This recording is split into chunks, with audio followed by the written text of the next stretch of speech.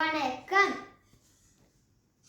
21 கேள்வி. மதன், சுதன், தமன் எனும் மூவரின் பெயர்களே BBC, ABC, DPC என ஏதோ ஒரு முறையாக குறிப்பிட முடியுமாயின் மன்மதன் எனும் பெயரை எவ்விதமாக குறிப்பிடலாம்? இப்ப இங்க மதன், சுதன், தமன் எனும் மூவருக்கு பெயரை ஆங்கிலத்துல சொல்லியிருக்காங்க. டிபிசி, ஏபிசி, டிபிசி என ஏதோ ஒரு முறையாக குறிப்பிடுவாங்களாமா. இப்ப ஒவ்வொரு எழுத்துக்கும் என்ன ஆங்கில எழுத்து கண்டுபிடிக்க? மதன், சுதன், தமன் மூன்று சொற்களிலும் இறுதி எழுத்து இன்னே. அப்ப இந்த ஆங்கில எழுத்துலயும் இறுதி எழுத்து சி வரல.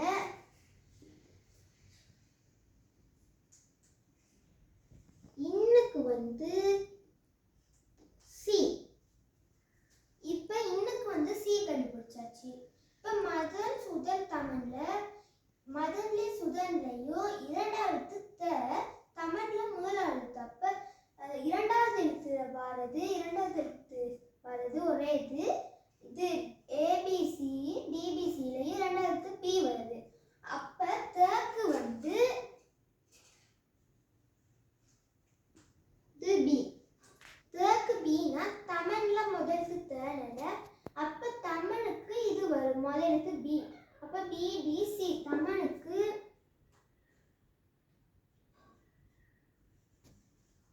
தமனுக்கு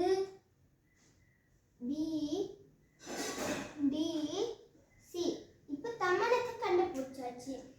இப்ப மதனுக்கும் சுதனுக்கும் கண்டுபிடிக்கிறதுக்கு இது தமன்ல இரண்டாவது எழுத்து மல, மதன்ல முதல் எழுத்து ம வந்திருக்கு. அப்ப மக்கு டி. அப்ப ஆங்கிலத்துல முதல் எழுத்து டி வரது டிபிசி. அப்ப மதனுக்கு டிபிசி.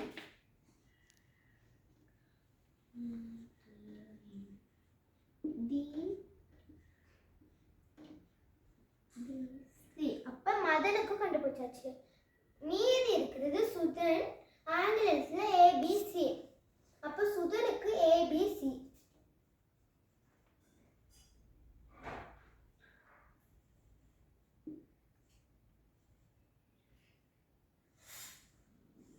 ஏபிசி. இப்ப சூக்கு ஏ,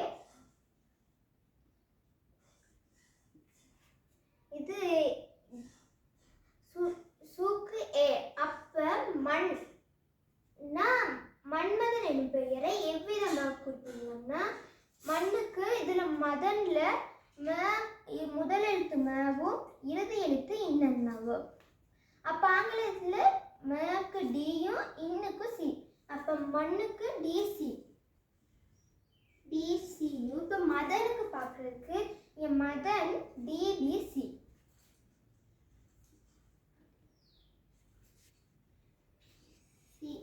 அப்ப 21 கேள்வி விடை டிசி, டிபிசி.